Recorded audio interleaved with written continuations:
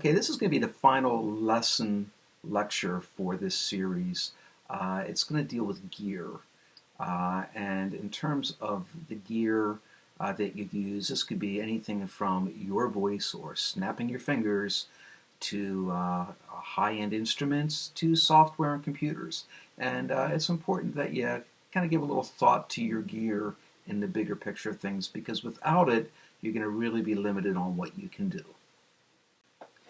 So your gear, was it a gift? Was it a hand-me-down? Did you find it on the side of the road? These are all kind of things that you might want to keep in mind as you're looking at what you're playing and how you're dealing with it.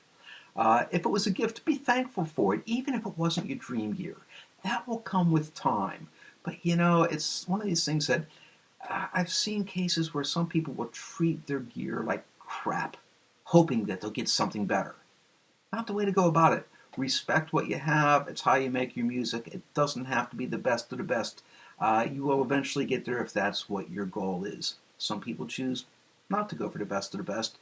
Music is not about the instrument as much as about the player. Keep that in mind. All right, so let's talk about maintenance.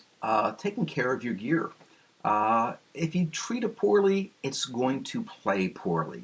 And that's something that you need to keep in mind. When you're done playing something, wipe it down, clean it up. Does it need a humidifier? Does it need to be kept in a certain environment? It's something that the more you take care of it, the better it will treat you. And again, cheap stuff, while it might be cheap, it's still about the player and not the instrument. Okay, 2 quick stories about cheap instruments. First story.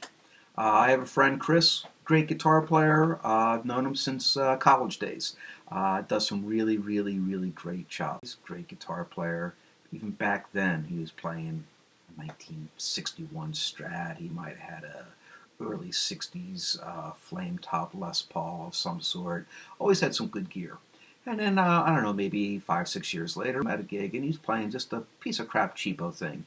And I asked him what happened to his cool stuff, and he said, you know, I'm tired of people spilling beer on my good gear.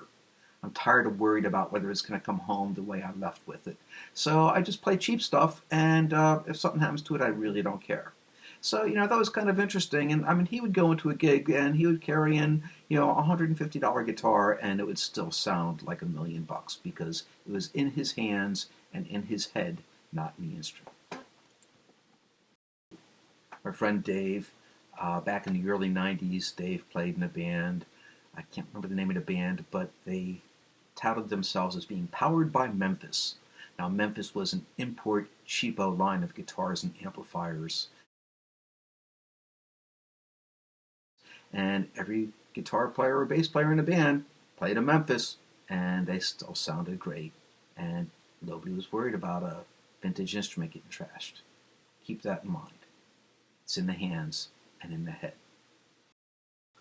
So your gear, if something happens to it and it gets broken or is acting up and not acting the way it's supposed to act when you're playing it, take care of it immediately. It's not going to get better on itself. If it's something you can do, that's great. It's always good to know how to take care of your gear. If not, do you have someone that can take care of it? Is it under warranty? Is there a repair shop nearby? You should know all these things and be prepared. If something starts acting weird on it, take care of it immediately. It could just cause more things to happen down the road. If you're going to take your gear to a repair shop or a technician to have some work done on it, make sure you do a little homework. Check online, read some reviews, talk to your friends, get testimonials and endorsements from people about who you should be taking your gear to. Read the recommendations. Definitely worth the effort.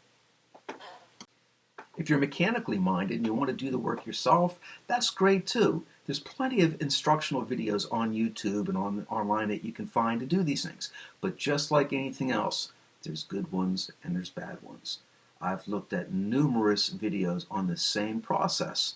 Some easy to understand, some not so easy to understand, some dead on accurate, and others like, huh? Really? Do your homework. Where do you store your gear? If you're going to have stuff in the basement, try to keep it up off the floor. Basements can be damp, they can flood, you can get mold, you can get mildew. Gear downstairs isn't always the best place to put it, but if it's your only place, get it up off the ground. It's definitely worth it. If you have an attic that it has to go into, bad!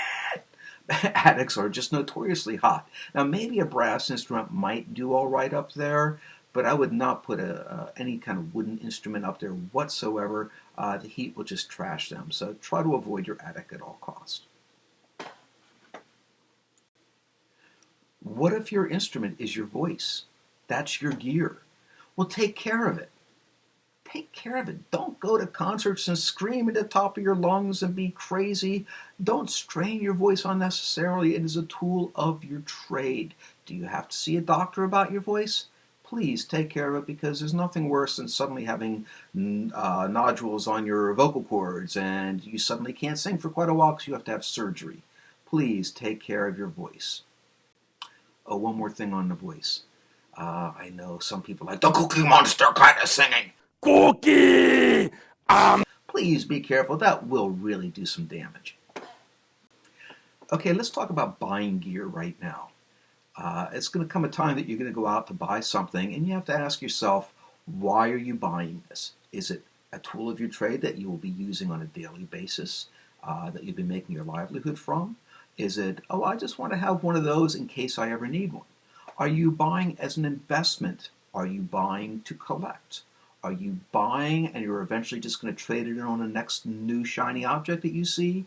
Some people buy and sell. It's one of the ways I go through a lot of instruments. I've been buying and selling guitars for 20 years, and I've had a lot of really cool gear because of it. One tip I will say, when you buy gear, buy the best you can possibly afford.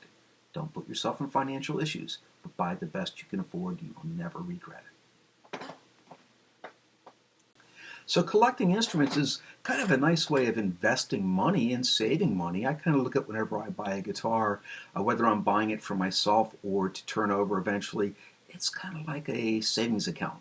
So if I have 5 guitars that I've paid $300 a piece for, I know I have $1,500 put aside in the bank. Now, that's just me.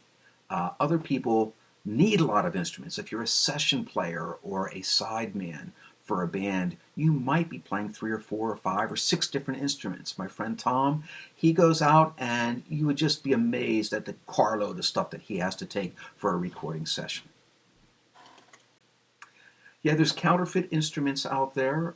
There's ones that look like real Gibsons, sometimes they're called Chibsons, made in China and brought in, and they've got all the proper markings on them. And if you really don't know any better, you might find yourself spending a lot of money on an instrument that isn't worth a lot of money. Do your research. Cases are good. Gig bags are good. It's important to protect your instrument. When you're buying something, if it does not come with a case or a gig bag, do yourself a favor and get one immediately if you do not have something sitting at home that will take care of that for you.